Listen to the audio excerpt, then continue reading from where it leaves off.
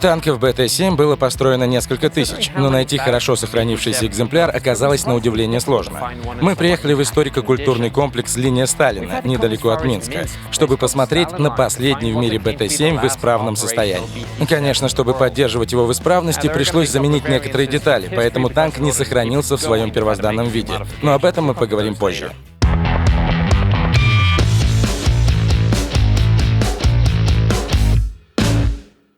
Танки БТ были быстроходными. Они дополняли машины поддержки пехоты, такие как Т-26. Родословную семейства танков БТ можно проследить, начиная от танков американского конструктора Джона Уолтера Кристи. Он был довольно эксцентричным и буквально помешанным на скорости. Фактически он конструировал не танки, а спортивные автомобили с пушками и гусеницами. Да и то гусеницы можно было снять и ехать на колесном ходу.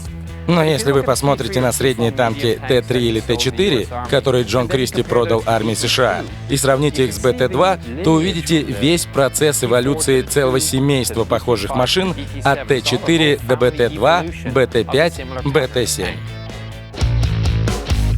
Как обычно, сначала мы рассмотрим танк снаружи, а потом заберемся внутрь. Осмотр снаружи лучше всего начать с передней части корпуса. Корпус полностью сварной, что было новшеством для серии БТ. Но в то же время нос танка заострен. Так что броня наклонена как по вертикали, так и по горизонтали. Это конструкция начала 30-х годов, поэтому устроено тут все довольно просто. Большую часть здесь занимает двухстворчатая крышка люка мехвода, которая поднимается и откидывается. Здесь также есть две фары, два буксировочных крюка и гудок с левой стороны. Вот и все. Натяжение гусениц, конечно, здесь довольно простое и традиционное. Как обычно, для регулировки натяжения нужно смещать натяжное колесо вперед или назад. Для этого нужно открутить зажимную гайку вот здесь, чтобы зубья расцепились. Затем берем большой рычаг, вставляем его в щель, надавливаем вверх или вниз, и натяжное колесо сдвигается вперед или назад. Когда все готово, закручиваем зажимную гайку, зубья сцепляются. Вот и все, можно ехать. А вот подвеска довольно необычная. Такие в нашей программе еще не встречались. Начнем с гусениц. По 46 траков с каждой стороны. Конструкция очень простая. Направляющий гребень на каждом втором траке. Траки соединялись одним пальцем с небольшим шплинтом. Если рассматривать первый каток, то сразу видно рычаг механизма поворота. Как я уже говорил, Кристи делал не просто танки, а спортивные автомобили.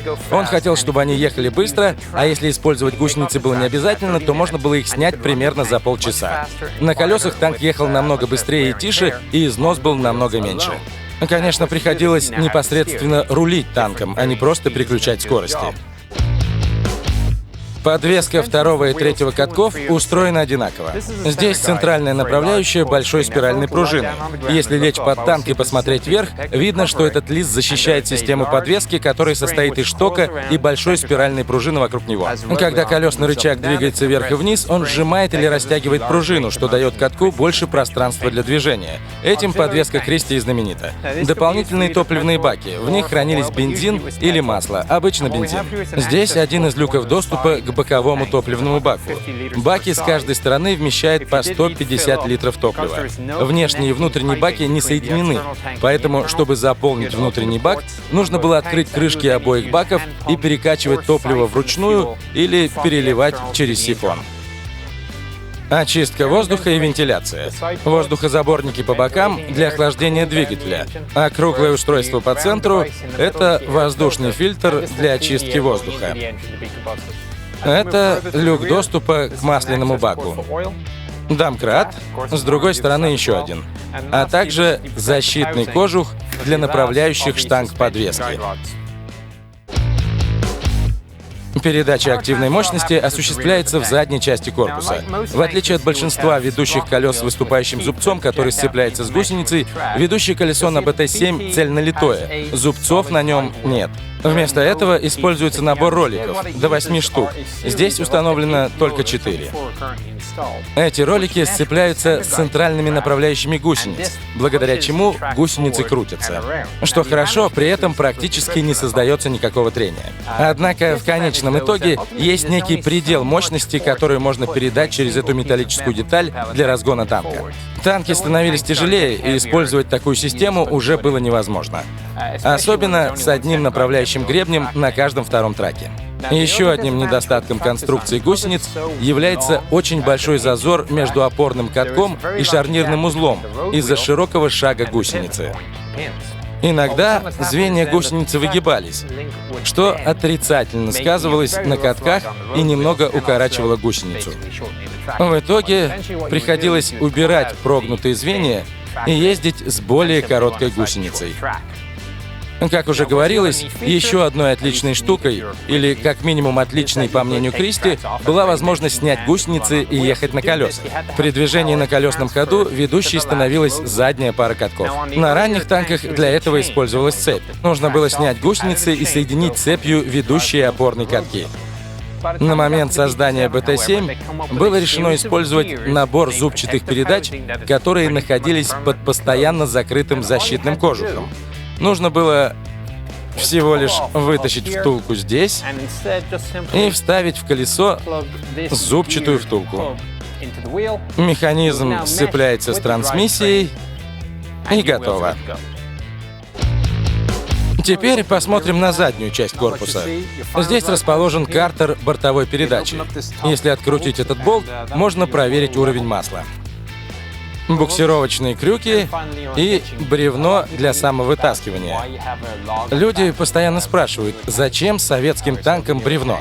Если танк совсем застрял, нужно снять бревно, прицепить его к гусеницам спереди или сзади, в зависимости от того, куда вы хотите двигаться. Фактически, бревно выполняет функцию огромной цепи противоскольжения. После того, как гусеницы сделают полный оборот, нужно отцепить бревно, вернуть его на место, и можно ехать дальше.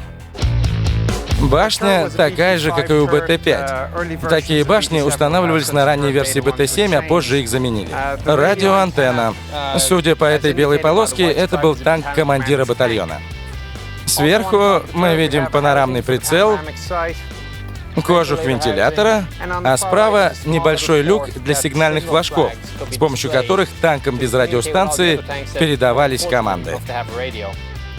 Двустворчатый главный люк. Ничего особо сложного.